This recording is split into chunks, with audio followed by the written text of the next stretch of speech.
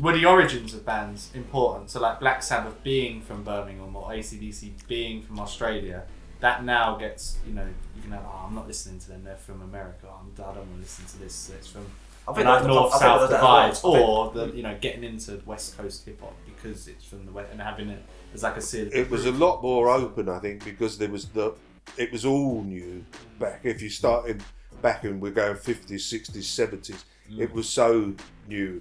And it's like you were growing up and I could see things coming on that were like you would enjoy, or you were saying, oh, this is the new, this is great, but you could still see it was still part of the same music machine that would like release Slim Shady on the world. Yeah, Would have been, it was all part of that publicity that, you know, he was untamable, or it was this, or it was that, and it was all part of the cover, or even the Scissor Sisters covering Pink Floyd or being Comfortably Numb. It's all part of the mismatch that comes with it. Okay, so personal life as well. Okay, you like so. Okay, so at what point did Steve come along in this? Because yeah, I mean, they said you had a child. No, I mean like, I mean like, okay. One day in 1985, Stephen came along. Yeah, but as a musician, like, okay, myself, my career's in the music, right, it took a step back in terms of now since Luna's in the last 2 years, just in terms of like, I can't go to the studio all the time, I can't go to gigs all the time. Like, there's all these things you can't do when you've got a small child, in a sense. So I mean, how was that period? Was he in a band at the time when Steve was born? Was he in Dirty Strangers? No, 85 I would have been either between bands or like sort of just with mates, like maybe Richard that I'd met in the 70s, so, and Chris, we were playing. We might have just got together once a week or so, but round about 85, 87, nearer 87, I teamed up with Reg Isidore, who'd been drummer with Robin Trower, and his brother Gus Isidore, who I think had played with Phil Lynott and like sort of was a big fan of Hendrix, and we rehearsed. I think the band only lasted for about 6 months, but it was like definitely a step up. It was like playing with a Manchester United, because these were like session players that were like seasoned pros. And I mean, you'd be rehearsing in Reggie's basement with gold records on the wall for like Bridge of Sighs that he played on, which was a big album for Robin Trower. And you think, well, this is definitely, you know, I think we only did 2 gigs, but that was around about 87. And then you'd start doing more with your blues band or whatever, and then within the next 10 or 12 years, they ended up playing with or bumping into Alan and starting all over again with that whole concept that he didn't want to be in the Strangers. He wanted to play guitar and front the band, so it became like a Monkey Seed, Jack the Lad, and I think we all the names of the bands before it became Dirty Strangers. Again, and then it was like Track Records, Jimi Hendrix and the Who's label, and the manager at the time said, I'll release the record on Track if you stop giving yourself a hard time and go back to being called the Dirty Strangers, because you have a certain name and reputation from a few years earlier. It's a good name as well. Dirty Strangers that's a band that like Dirty Strangers. It's yeah, and they're still going. Yeah. Although I'm not, but yeah, but you still play with them, so you're always going to be like a member. I mean, I think after 18 years, you're honorary member, whatever. I've done a couple of guest spots with them. Yeah. Because Steve will like watch the same bands, like you're used to watching the same bands over and over again. I'm not only used to watching bands or even rappers like once or twice in their career. You know what I mean? Your band I've seen a million times. More times than you care to remember. I know all your songs invented. You should be going on stage and back up Alan, you know what I mean? He's always looking for a guest artist. So, anyone to put a few more tickets through on the door. What is your favourite Dirty Strangers song? Oh, God. To perform and maybe just to listen to it? I've always liked South of the River. To perform? Yeah. Well, because I had quite a more of a bass playing part on it and got a songwriting credit, and it earns a bit of money every now and again. Okay. Johnny's got a problem. He's always getting caught. Jimmy, he's a fighter. He's never ever his fault. that the one that was going to be potentially used for the Barclay card? Yeah. And I think The advert for it. Yeah. Yeah, I remember. I think that's the one with Usain Bolt, is it? They were like, Yeah, but really and it was edited, and then we lost out on the advert. Scene, and the riverboat song. Watch your foot. Careful with the What was that for the Olympics? Careful. Yeah, so there's Barclay card advert with Bolt like going around London, and It came back to the advert. the advert came yeah, out, it was a different but it was song, like a sort of With the go between riverboat. either the riverboat song, bam bam bam bam bam bam bam bam bam. Yeah. That Ocean Another Colour band Scene from song, Britain, or the Dirty Strangers, South of the River. They were like the final two. But they were to go edited with. versions of. So our soundtrack was against the advert, so you could actually think, oh yeah, it would be good. Oh, this is. And I think the previous track, Talk to Me, was also up for, and I think that got beaten by Tiger Feet. That was for one of those margarine that tastes like butter. I don't know what that's got to do with Talk to Me, but we should have got more of an advert for it. Butter. So obviously you've been in so many different bands. You've been asked to be in bands. People asked you to be in their band. So what is it about your bass playing style that you think God that's, knows. Why? If he knows, he isn't splitting, because I've only got one start, and yeah, How would you describe your style? rough and ready. No, I don't know. I mean, solid. Yeah, I really don't know. It's something that's just evolved. Did you watch bass players more as when you were young on stage? Did you focus on Which them more? bass players as well? If there's I which suppose ones? the classic ones would have been like people like Jack Bruce from Cream, and you'd wish to be able to improvise like he does. I mean, or did, because he was more of a jazz musician before he became in Cream. Then you got Entwistle with his runs and like sort of, he was in a totally different sort of space to other bass players. I mean, he was more of a lead instrument. I mean, Townsend would be more chord driven, so he wasn't soloing, so you had more bass input. And things like it, you just evolve. You try and find your style. And we try to make it fit for the spirit world. Yes. So I mean, so how was it different? Okay, so you've had, well, more than 80, 30, 40 years of rock. 50. Did you, at any that point, was it, I mean, you never sampled into reggae, or in a reggae band or anything band, it was all rock music, so. it's always been rock. Okay, so I'm the first non-rock person you worked with. Am I? Yeah. How was that? Well, I don't know. Where does Billy Oblivion and legendary DNA Cowboys come in? Like, I don't know, but I'm the first rapper, first MC. you're the first one that I think would ever worked with an acoustic guitar, worked up some songs in your front room. I mean, that was a complete change. That was like going back 50 odd years to go, having 6 strings on a guitar, playing a melody or things that would inspire or be inspired by your lyric and your rhythm or your timing. That was a first in, I don't know, 45 years of whatever. It was a totally different experience and took me right out of the comfort zone, made the arms ache and the fingers sore. I have to play for hours and hours. You know what I mean? You'd leave me in the room while the fire alarms were going off. I remember, yeah. Should I leave the building? No, you'll be all right. Just keep playing. It's like the Titanic. The ship's going down. Just keep playing. Suicide City! Stuck on the platform on the great again. Another body under a train. People complain to they explain about the delay. Ladies on the bus because they won't see on replay. It was all a blur. Sweater with the yellow line and the water turn. I could die with a smile on my face. I'm an old beginner. Beat the system, never replayed my back goal.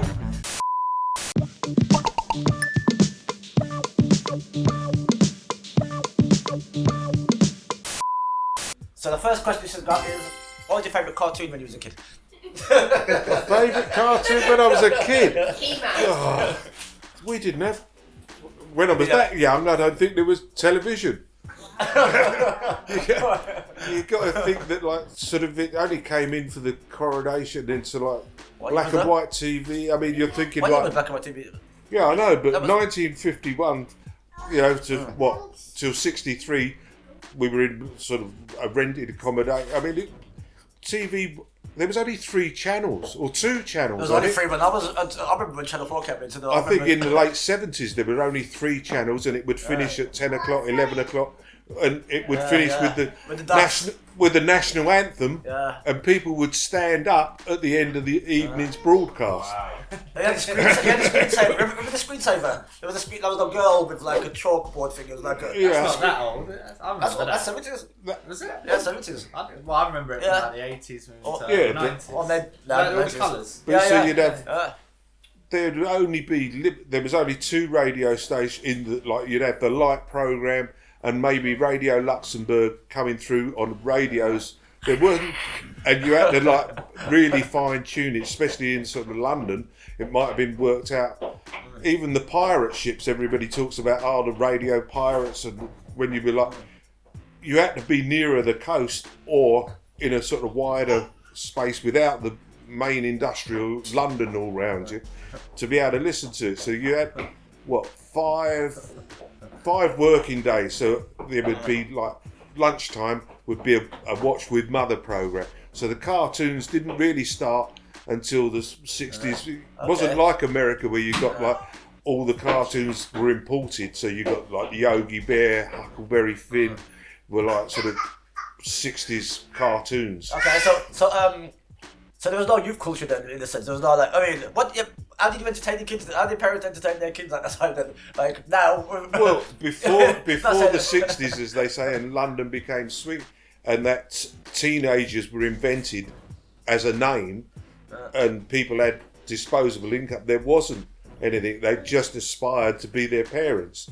So you had no music. They still went to youth clubs. It was ballroom dancing. You see some of those early pictures at concerts. People will be sitting at the Cream, which was supposed to be a progressive rock band, in a suit and a collar and tie. You would only have maybe 1 or 2 sort of heads or hippies or people you would say would really freak it out to it, or freaks. The majority would have been very straight looking. Yeah. Now we're at the digital age. I know it's difficult to, even for myself, it's difficult to adjust to the digital age of promoting music or promoting art through that way, which is easier now than it was before. And where you had to go for record companies for permission to. Then we anybody could do it now, in theory, and as it diluted it, as it made it more accessible. That's what I mean. What do you think of that? Yeah? Well, I mean, that's pretty better. If you're old enough and you're clever enough, or you've got enough young friends, you can embrace it. But most people will just now be sitting in their rooms or playing small pub gigs or smaller gigs. They won't be accessing the revolution that you can take with digital downloads. I mean, you think in the last 10 years has been the birth and death of CDs. HMV's gone yet for a second time. So in the last 20 years, you've had the invention of CDs, the demise of CDs, the return to vinyl. Is it all just the market employed to reissue old albums that were £6 or £7 now for £20 and it's do you need a new record player? Oh yeah, but I've got to have a record player that's Bluetooth into my sound system, and I've got to have a speaker system that I can talk to. Does that actually make music? No. People make music, and it's only sort of capturing the vibrations in space and time, really. Exactly, but technology is technology, but you still have to have talent if you want to do something really creative. But in terms of we were talking the other day about rock, and it's not really in our generation, and that's at the moment now. We was talking about Foals and Arctic Monkeys the other day, about 2 bands that are really great. But in the past 10 years, there hasn't been that many that you can really say are going to be classed as legendary in 50 years' time. The stuff in your time, there was all these bands that are preserved forever. Why is it? Or what is it that we need in rock that today, or in any type of music that could have that same impact? Or is it because society has gone so? I think it's just that it is so diverse in that it's diluted, that everybody thinks that they can do it. The talent shows think they can do it. The computers and the keyboards that allow you to access, and you think, oh well, I can do that, loop it. If you've got the technology or the IT, you can drive enough to think, oh well, yeah, might not still be able to sing, but then you could get an auto tune to make you sing in tune to your track. It still comes down to you need people and time and a certain amount of inspiration and perspiration to like actually achieve anything. You know how hard we worked on that to get it in the studio, to actually record it live and just jam it through for you to be able to put your vocal over. How do you think like Luna or Rui will it consume music in the future? Do you think it will be like hologram concerts? Do you think it will be a return to vinyl and that will still be going? Or I think everything will be all part and parcel of it. It won't ever go back to being just vinyl, because now it's so wide that you've got everything from like sort of digital, you've got acoustic, you've got live. What do you think will happen with the legacy of like the big bands that we spoke about, like the Beatles and the Rolling think Stones, that when they're all got another like 50 years time? What do you think they'll be trying to? I think people will still be discovering tunes as like sort of, as opposed to like beats, when it's like rhythmic or things that you grew up with. You'll go, oh yeah, I remember Baby Bird, or I remember whatever. I mean, there'll be that first day you found Queens of the Stone Age or the Red Hot Chili Peppers. Will any of those, or the Foo Fighters, will any of those ever cross over into like being? I mean, they're huge, but like, people like Dave Grohl now, he's 50, so. Will you know? You know what I mean, he's been in two. When he's 70. Has he been in two big bands? Well, he's done the Nirvana history and his own solo career, and been a drummer.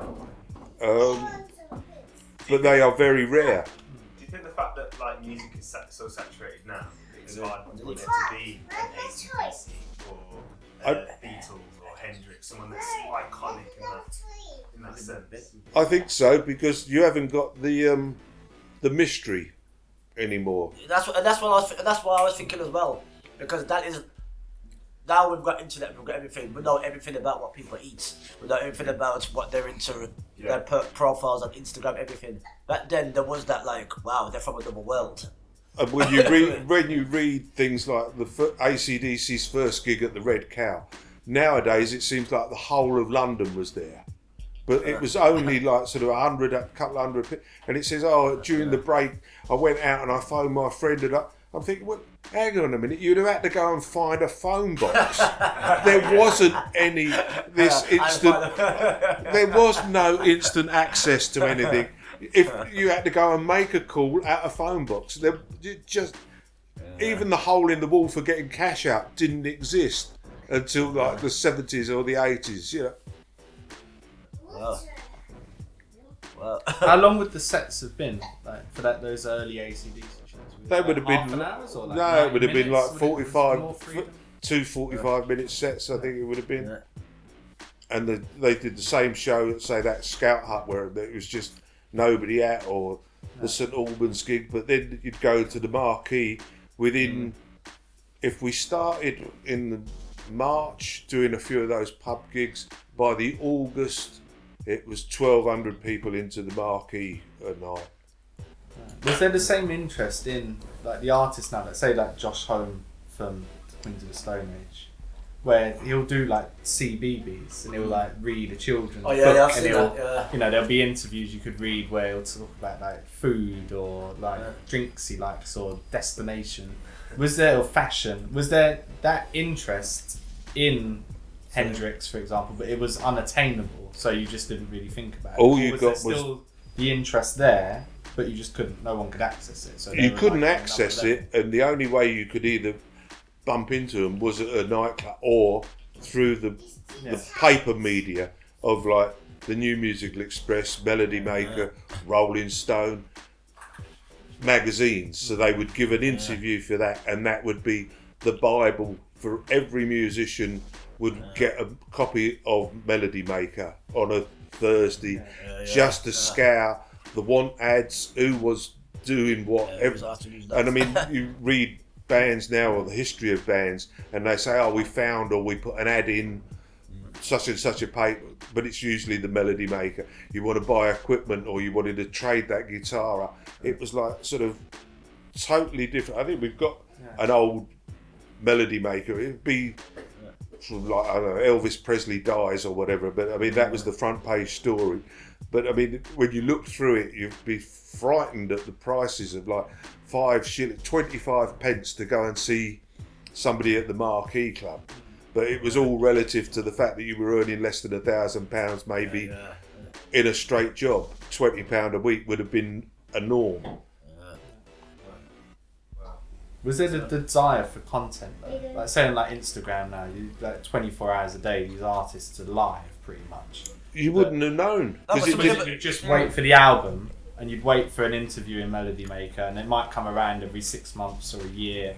And that would be the moment, Hendrix, and you just go bang. No, the groupies and stuff who were like, the teenage girls who were like, but doing everything. But you could only really surely be like a groupie if he's in London and you camp outside the hotel and you're desperately trying to chase him to a restaurant. George Butler, who was the drummer with the Strangers, he told me the story of meeting, I think it was at the Scotch of St James or the Bag and that, but George was either in the pub during the day and Chaz Chandler came in, who had brought Hendrix over, and he said to George, "Hey, look, George, I've got this guy that's over here wants to do this," and he called him, and like he played, I think, a couple of blues things, and George said, "Oh well, good luck with that, mate. I can't see that taking off," and like turned it down because he thought that if it was going to be going anywhere, he didn't want to be in another blues rock band like your sort of Savoy Brat or whatever was going around at the time. George was looking for something different. Little did he know that this guy that was banging out sort of Red House or whatever it was, just on an acoustic guitar in the pub, and saying, "No, I don't think. Good luck with that, Chaz," and leaving it to. It was that free and easy. You wouldn't have known about it until that front page of the Melody Maker says, "New sensation, Chaz Chandler, ex-Animals, brings Jimi Hendrix to the thing," and you get the single, and then it's like sort of, oh well, what's this? And it climbs up the charts, but within 3 years he's dead. You know. I think people outside of London probably maybe thought people in London were bumping into these celebrities all the time. Like they still do. Sometimes people think that they're celebrities all the time. And sometimes you do. I mean, when you was on the way to my house that time, when I left your house, when you left my house, it was like, yo, Spring.